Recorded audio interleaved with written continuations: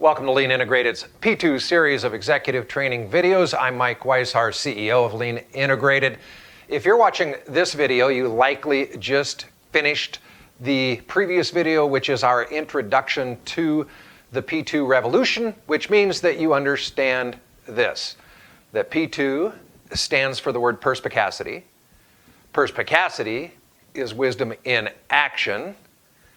What perspicacity is attempting to do is to help us identify where our knowledge and beliefs are out of alignment with the objective truth and to get them into alignment and ultimately to improve that ability. In other words, improve our ability to improve. So we all got that, right, from the previous video. What this video is going to focus on is learning to see. Learning to see is the highest level philosophy of the Lean process. So we know that Lean is a set of philosophies, methodologies, and tools. This is the highest level philosophy. Learning to see is the driver of perspicacity.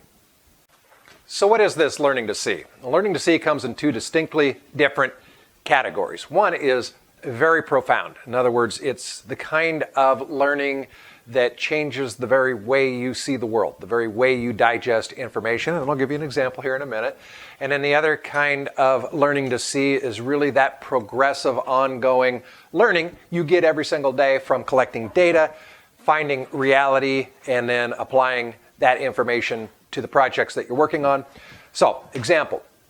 It works, I think, probably really well for all of us in that I was taught at a very young age to have very good work ethic, right? That was something very important to my father, my grandfather, and I took that into business and applied it. So when I got my first job at a fairly young age, I applied that early on in the company and moved quickly over the next few years into an executive position. And so I was absolutely 100% convinced that this was the formula. Drive hard. That's what life and business is all about. So that company did well for a while and then it began to fail. We had the Japanese come in and assist us to get the company back on track. This was in the early 80s. On the first day that they arrived, one of the gentlemen brought me up to the mezzanine overlooking our assembly lines. And we had 4 big assembly lines down there building big industrial equipment. And he asked me, how many people down there, Mike? And I said, about 250. And he said, well, they're really hard-working guys. And I said, yep, absolutely. Work ethic is not our issue. And he stood there for a moment and he looked and then he said, only 2 of them are turning a wrench. Then he slaps me on the back and he walks off.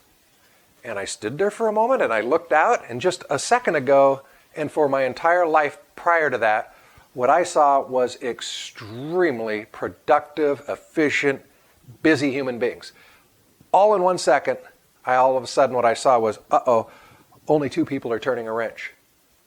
I could literally double production if I had 4 people turning a wrench. And these people were busy. They were moving materials, they were gathering tools and supplies, they were getting things ready to build. And if you came back in a couple of minutes, you saw the same thing. And you came back a few minutes more and you saw the same thing. And you kept thinking, I'm eventually going to see 250 people turning wrenches. And you realize at some point, after you review it long enough, you realize, I'm not going to see that. This is the way our production process works at the moment.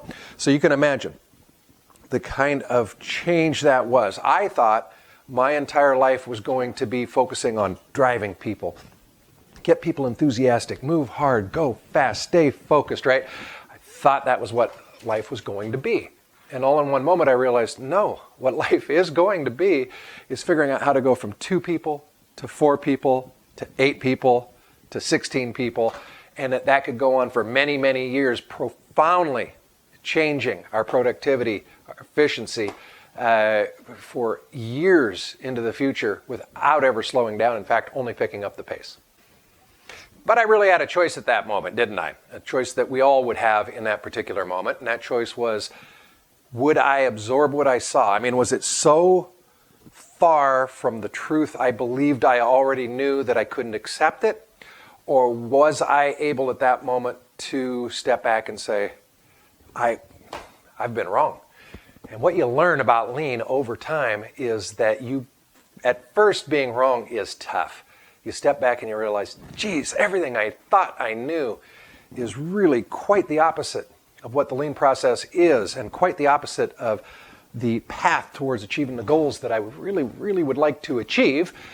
And you have to step back for a moment and say, okay, how badly do I want to know, is what it really comes down to.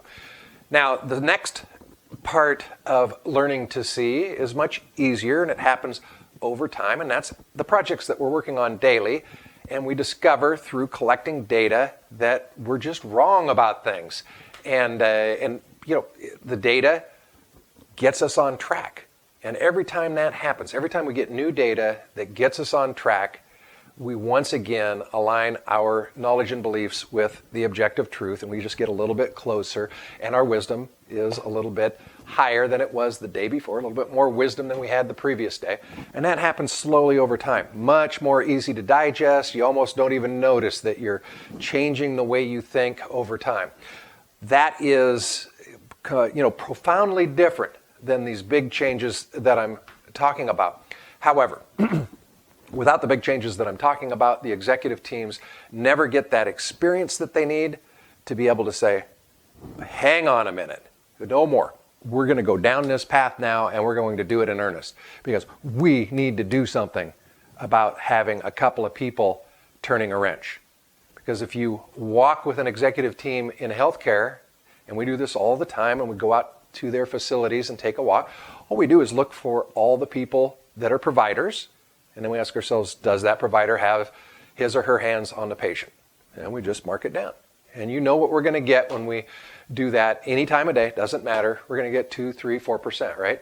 Go out to a construction site, walk with all the management around a construction site, identify all of the construction workers, and ask yourself a question. How many of them are pounding a nail, cutting a board, connecting pipes, whatever, building the building?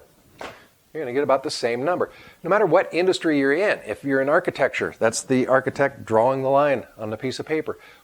Whatever industry you're in, if you go out and look before you start the lean process, you're going to find very low numbers of people at the moment of value. And you know what the moment of value is as much as I do.